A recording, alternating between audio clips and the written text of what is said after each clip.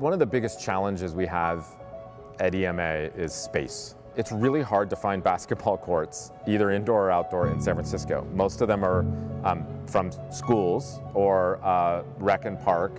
And in both of those cases, there's a lot of programming that's already happening. So it's hard for it to be available all the time. So we've always had this dream, and it's one of the reasons we wanted to be a nonprofit, so we could partner with great organizations that were supporting the San Francisco community, and in particular organizations that wanted to help fellow nonprofits.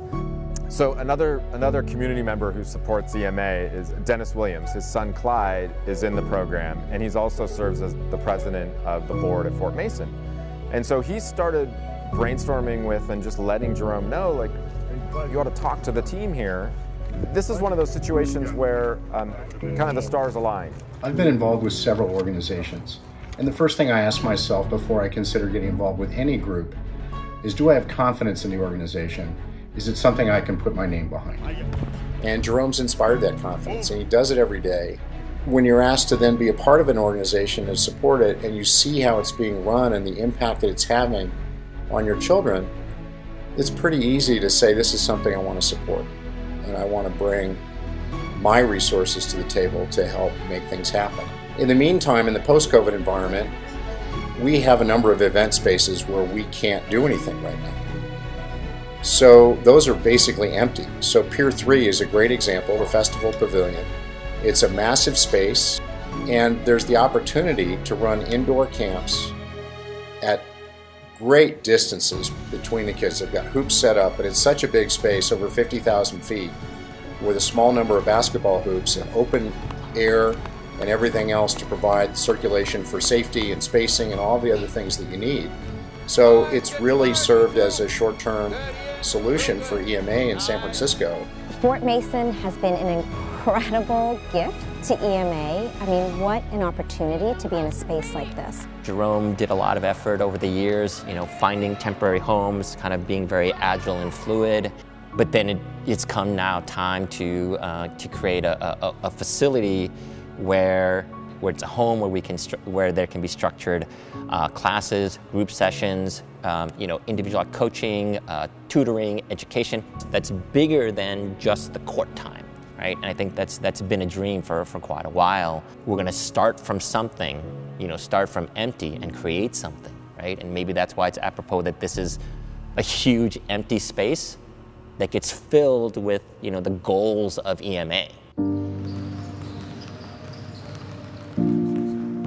EMA wants to keep kids here, keep them spending weekends with family versus one parent is driving this kid to Vegas, one parent is driving this kid to Portland. When are you going to be a family?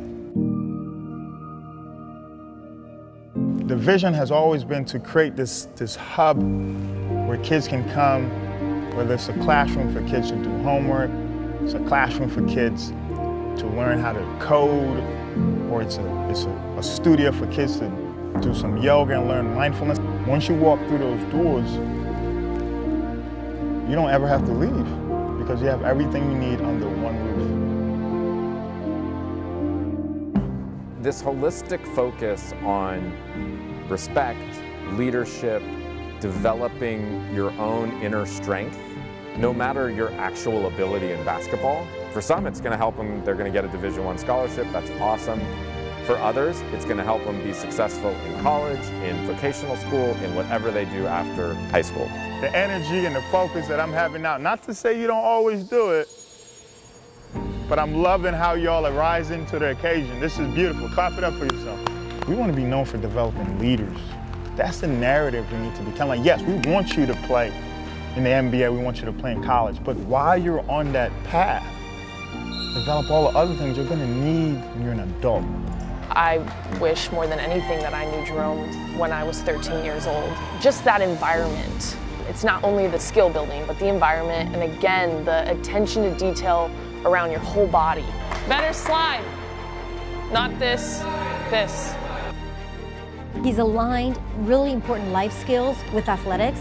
They should always have been aligned, but he's done that so beautifully and seamlessly. The way I look at it, sports is kind of boot camp for life, and he's created a little bit of this chicken noodle soup for the athletic soul. It's two twists, so put the ball on the inside.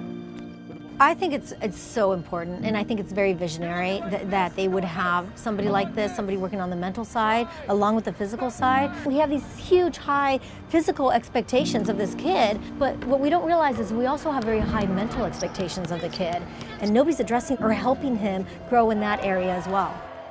When you don't have those fundamentals, when things go wrong, the psychological impact of that sort of compounds and things fall apart. But when you've got the fundamental framework in place, you can manage things that go wrong and still kind of move forward. There is a big focus right now on helping kids to know themselves, to have confidence, to be able to express themselves, to be in touch with their feelings. I think a program like this is essential at this time. We know that there are rising rates of anxiety and depression. We live in a very competitive culture. And so a program like EMA that not only focuses on basketball and sports skills, EMA is also focusing on helping to build resiliency and confidence and the mental and social skills that are going to be necessary for these kids to navigate the world and to navigate their life going forward.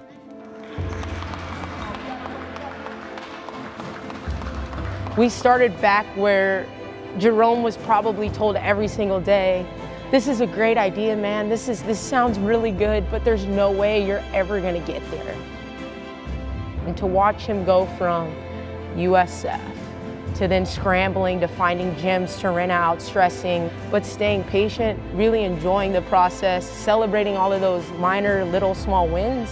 And now here we are today, and it's chills again, because it's just getting started. This is a blueprint, and this is something that's building, and hopefully is going to bring social change through sports and through working out. There's no private school, there's no public schools, there's no lottery system. It's just a giant gym with high-level coaches from all over the country that have played at all professional levels, training kids not just to be great basketball players, but successful, hard-working leaders that are prepared for success in life. It's probably one of the most important opportunities you can give your kid.